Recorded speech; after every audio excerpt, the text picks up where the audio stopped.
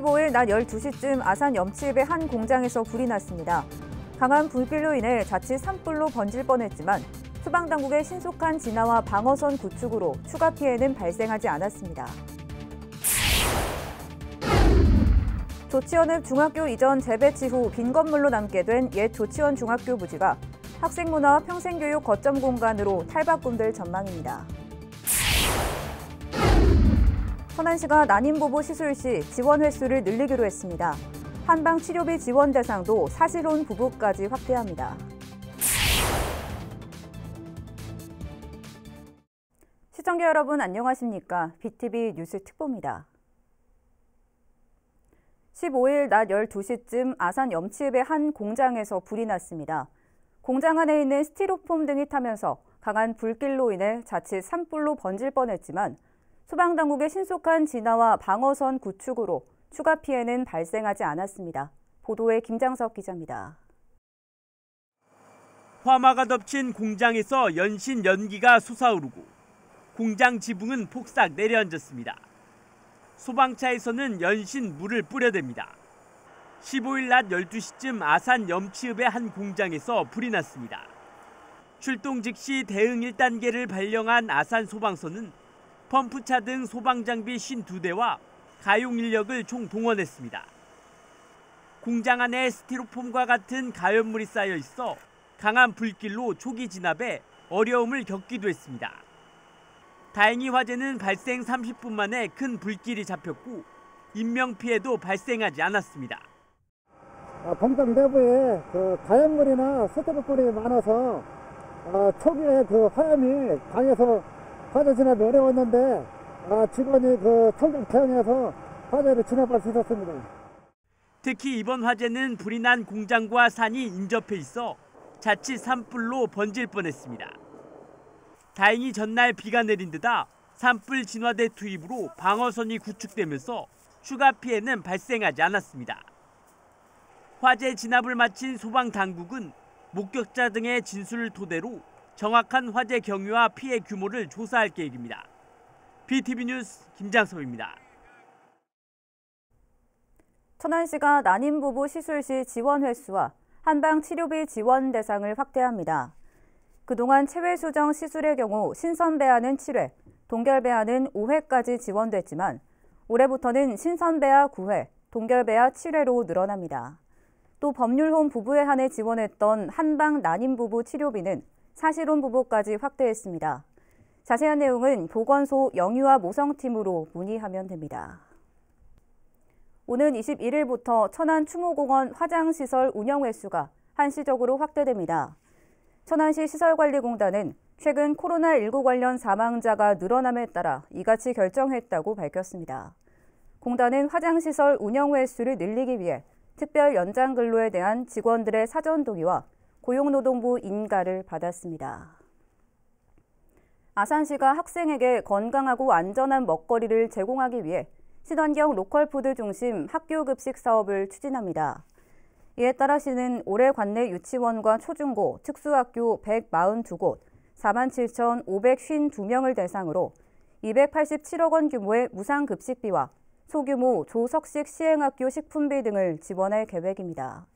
특히 제철 농산물 공동구매와 로컬푸드 학교 급식 메뉴 개발, 급식대회 행사 등을 적극 추진해 올해 지역 농산물 공급을 최대 70%까지 확대할 예정입니다. 아산시가 오는 31일까지 지역사랑 상품권 부정유통 일제 단속을 추진합니다. 집중 점검 대상은 물품의 판매 또는 용역의 제공 없이 상품권을 수취하는 행위를 비롯해 가맹점주가 본인 혹은 타인 명의로 지속적인 상품권 구매 후 환전하는 행위 등입니다. 시는 부정유통이 확인되면 가맹점 취소, 과태료 등의 처분을 하고 심각한 사안의 경우에는 수사기관에 의뢰할 계획입니다. 조치원읍 중학교 이전 재배치 후 빈 건물로 남게 된 구 조치원 중학교 부지에 대한 활용 방안 마련이 지역사회 초미의 관심사였는데요. 이곳을 학생 문화와 평생교육의 거점으로 만들 예정이라는 소식이 전해졌습니다. 자세한 내용을 김우순 기자가 취재했습니다. 조치원읍 서창리에 있는 옛 조치원 중학교입니다. 지난해 신흥리 일원으로 이전 재배치된 이후 지금은 문이 굳게 닫힌 채 비어 있습니다. 부지 면적만 16,000제곱미터가 넘는 적잖은 규모여서 이전 후 학교 활용 방안에 대한 관심이 컸습니다. 세종시 교육청은 이곳 구 조치원 중학교를 매각하거나 임대하지 않고 학생과 지역민들을 위한 가칭 학생교육문화원으로 조성하기로 했습니다. 학생교육문화원 설립은 단기와 중장기 사업으로 나눠 단계적으로 추진됩니다. 단기 사업으론 문화원 운영의 기본 여건을 갖추고 오는 2024년 9월에 우선 개방하는 것을 목표로 하고 있습니다. 본관동 2개 동의 성인 대상 평생교육과 학생들의 창의적 체험활동 교육을 지원하는 여러 가지 기능을 부여하고 후동에는 댄스나 음악, 노래방, e스포츠 같은 학생들이 함께 어울릴 수 있는 놀이문화 공간을 설치할 계획입니다. 또 중장기 사업으론 운동장 부지를 공원화하고 학교 강당을 휴식 공간으로 리모델링하는 것을 골자로 단기 사업과 함께 진행해 2026년까지 마무리한다는 계획입니다. 사업에 투입되는 예산만 건물 리모델링에 129억 원, 운동장 공원화 등에 55억 원 등 모두 184억 원이 투입될 예정입니다. 기존의 부지와 건물을 활용하되 교육 문화와 평생교육 거점 기관으로서의 역할을 다할 수 있도록 시설을 맞춤형으로 개선할 계획입니다.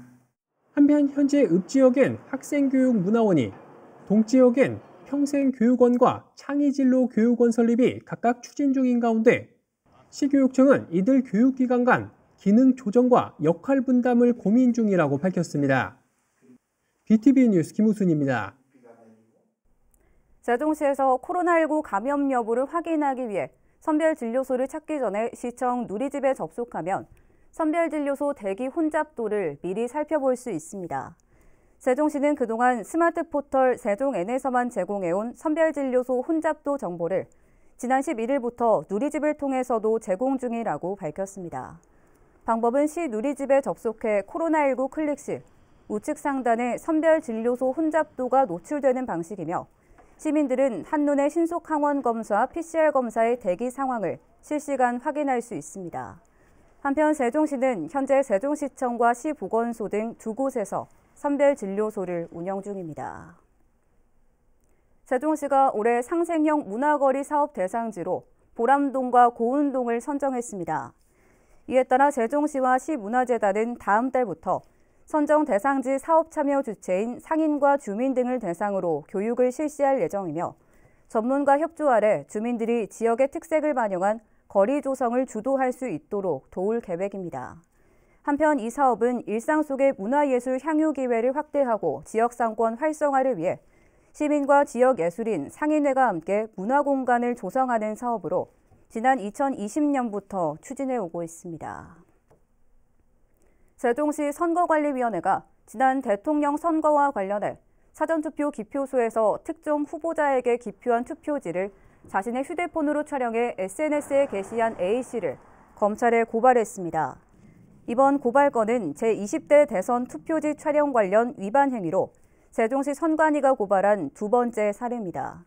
선관위 관계자는 투표지를 촬영하거나 촬영한 투표지 사진을 SNS에 공개하는 행위는 비밀선거의 원칙을 심각하게 훼손하는 명백한 선거 범죄라면서 6일 지방선거에서는 유사한 행위가 발생하지 않도록 각별히 유의해 줄 것을 당부했습니다.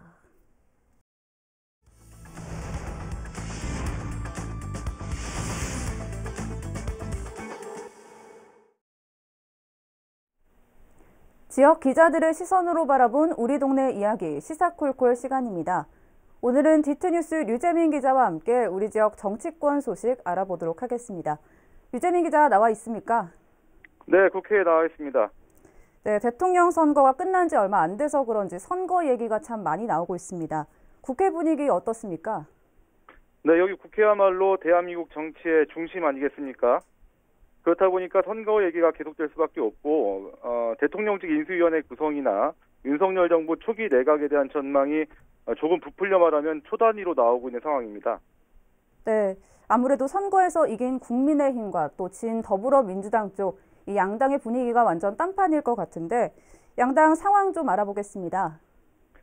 먼저 민주당부터 말씀드리면 윤호중 원내대표가 비상대책위원장을 맡아서 비대위 체제로 전환을 했고요. 공석인 원내대표는 교황식 선출 방식으로 이달 중에 선출할 예정입니다. 이 과정에서 당 쇄신 여론이 강하게 작용하면서 적지 않은 내분과 진통을 겪을 것으로 예상되고요. 반면에 국민의힘은 윤석열 후보가 대통령에 당선되면서 정권 교체에 성공을 했고요. 5년 만에 여당 지위를 얻게 됐는데요. 다만 이재명 민주당 후보와 득표율 차이가 얼마 나지 않았기 때문에 민심을 무겁게 받아들이고 겸손한 정치를 하겠다는 각오입니다.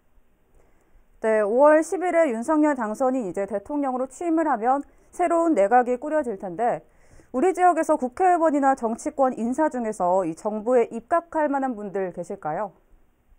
초대 정부 입각과 관련해서는 지역 언론이야 당연히 지역구 의원들을 띄워줄 수는 있는데요. 해당 의원들의 현재 위치라든가 국정 운영의 큰 틀에서 봐야 하는 측면이 좀 있거든요. 네, 좀 더 구체적으로 말씀해 주시면요. 예를 들어서 정진석 의원 같은 경우에는 현재 당내 최다선 5선 의원이고 국회 부의장이잖아요. 네, 그렇죠. 그런데 전반기 국회의장 임기가 올해 6월까지거든요. 대통령 취임은 5월 10일이고요. 특히 민주당이 상임위원장을 독식을 하면서 야당목 부의장을 늦게 받았잖아요. 네, 그렇죠. 국회 부의장이 된 지 몇 달 안 됐는데 그 직을 그만두고 국무총리를 하는 건 적절치 않다는 그 비판이나 지적이 있을 테고요. 왜냐하면 정진석 의원 같은 경우에는 초대 국무총리를 하지 않아도 후반기 국회의장에 나설 수도 있고요.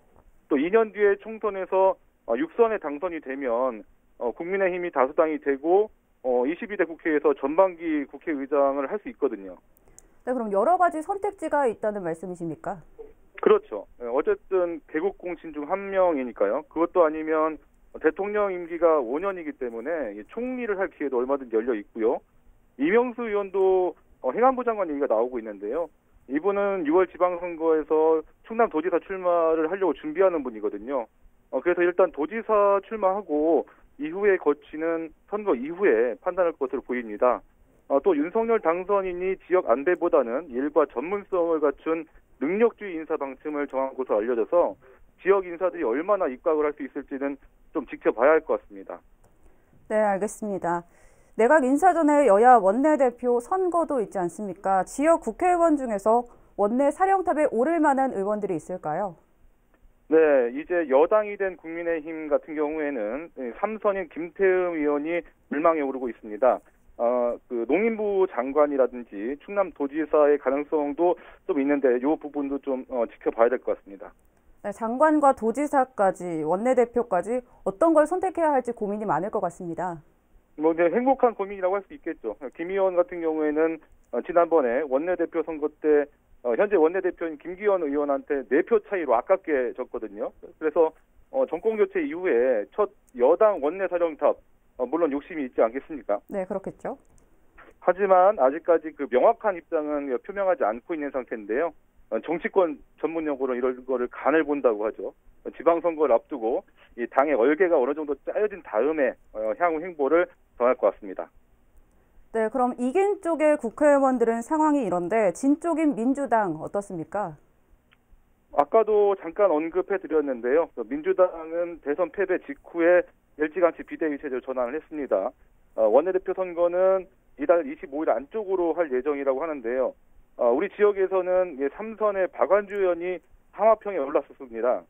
박완주 의원도 지난 원내대표 선거 때 출마하지 않았습니까? 그랬었죠. 지금 원내대표 다음에 이제 비대위원장을 맡고 있는 윤호중 의원과 그 접전 끝에 아쉽게 낙선을 했는데요. 이번 원내대표 선거에는 출마하지 않기로 했습니다. 네, 아무래도 대선 패배에 따른 책임론 때문일까요?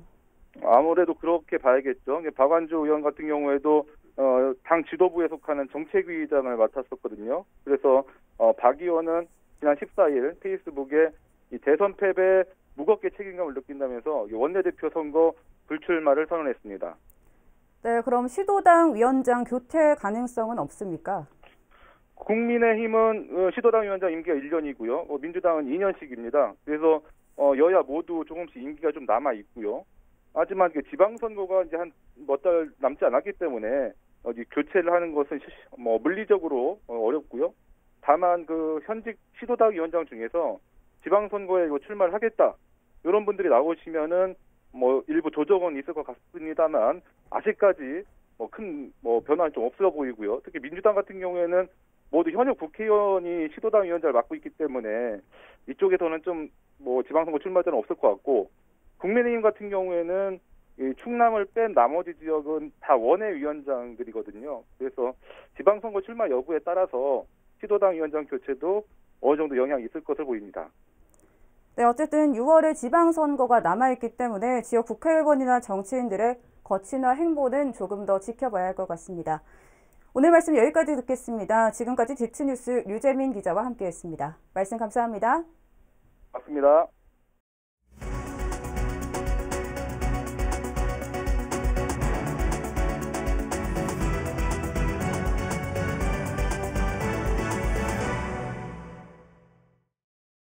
청춘 조치원 프로젝트의 핵심 사업 가운데 하나였던 조치원 동서 연결도로가 착공 4년여 만에 개통됐습니다. 경부선 철도로 단절됐던 동서 지역 간 이동 편의는 물론 통합적인 발전을 이끄는 연결고리 역할을 할 것으로 보입니다. 김우순 기자의 보도입니다. 철도 및 지하차도로 차량들이 시원스럽게 오갑니다. 지난주 개통된 조치원 동서 연결도로입니다. 지난 2017년 12월 착공한 지 4년 3개월 만에 개통입니다. 동서 연결도로는 조치원읍 중림리에 있는 옛 향군회관과 남리에 있는 옛 효성병원을 경부선철도 아래로 횡단하는 길이 270m, 왕복 4차로의 지하차도입니다. 그동안 시내 중심부를 통과하는 지하차도가 한 곳뿐이어서 중림 5거리나 신안 4거리 등을 통해 1.5km 이상 돌아가야 했던 지역 주민들의 불편이 크게 해소될 전망입니다. 여기 사람도 편하지, 왔다 갔다 하니까. 1, 2에서 이렇게 들어서 1, 2 갈 수도 있고 저 시장으로 갈 수도 있고. 아울러 이번 동서 연결도로 개통은 시내 한가운데를 관통하는 철도로 인해 단절됐던 조치원읍 동서 지역 간 화합과 균형 발전을 이끄는 상징적인 역할을 할 것으로 예상됩니다. 특히 최근 조치원 서부권에 제2복합을 비롯해 시민운동장과 공공주택지구 등 대규모 공공시설이 잇따라 조성되고 있는 만큼 동서 지역 간 인적 및 물적 교류가 활발해지는 계기가 될 것으로 시는 기대하고 있습니다. 조치원 복합이 이제 완성되게 있습니다. 복합이 완성되면은 이제 조치원 동쪽에 계신 분들이 복합에 편리하게 많이 좀 다닐 수 있어야 되는데 그렇게 다닐 수 있도록 하는 데 있어서 지금 좋은 길이 열렸다 이렇게 생각을 합니다. 한편 이번 조치원 동서 연결도로 개통으로 청춘 조치원 프로젝트 77개 사업 가운데 지금까지 54개 사업이 마무리돼 완료율 70%를 넘어서게 됐습니다. BTV 뉴스 김우순입니다. 아산 신정호에서 포획 금지 종인 두꺼비가 집단으로 번식하고 있는 모습이 포착됐습니다. 지난해에 이어 올해도 집단으로 산란하는 모습이 확인되면서 신정호가 두꺼비들의 새로운 집단 산란처가 되고 있습니다. 보도에 김장섭 기자입니다. 아산 신정호 연꽃단지입니다. 몸집이 큰 암컷 두꺼비 등 위에 올라탄 수컷이 번식 활동에 분주합니다. 연꽃 줄기에는 두꺼비 알들이 기다랗게 자리 잡고 있습니다. 올해는 추위와 가뭄이 심해 짝짓기에 나선 두꺼비의 모습도 10일 이상 늦게 포착됐습니다. 특히 이곳 신정호 연꽃단지에서는 지난해부터 산란하는 두꺼비들이 확인됐는데 올해도 산란철을 맞아 두꺼비들이 어김없이 신정호를 찾았습니다. 보면은 이제 연꽃이 있는데 두꺼비들은 특징이 알을 낳으면 수초덩어리에 이렇게 이제 감아요. 떠내려가지 않게. 근데 연꽃 줄기들이 이렇게 있으니까 보시면 이제 저렇게 알을 거기다 감고 적절한 수위가 유지되고 그러니까 아마 얘네들이 이쪽으로 모여드는 것 같습니다.